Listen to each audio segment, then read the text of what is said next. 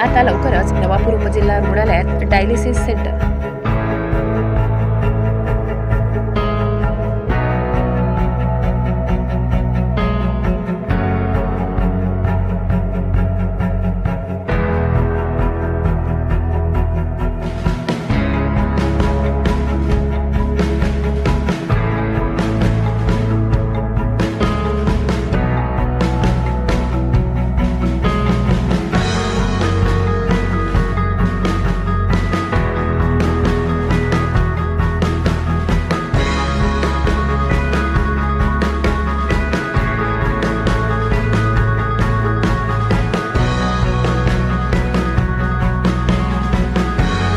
सविस्तर वृत्त।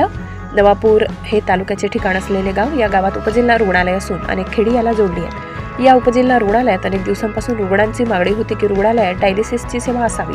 ही मागणी लक्षात घेऊन आपल्या तालुक्यातच आता उपजिल्हा रुग्णालयात डायलिसिसची सेवा रुग्णांसाठी उपलब्ध होणार आहे। धकाधकीच्या जीवनात आरोग्य संदर्भात अनेक समस्या निर्माण होत आहेत।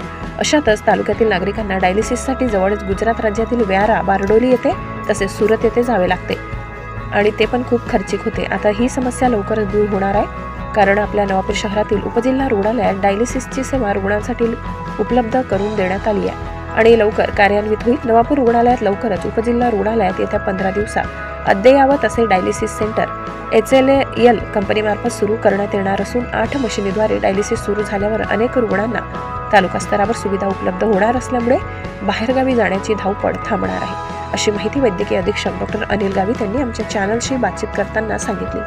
नवापूर गर्जना न्यूज चॅनल नेटवर्क। उपजिल्हा रुग्णालय नवापूर येथे नुकतेच डायलिसिस सेंटर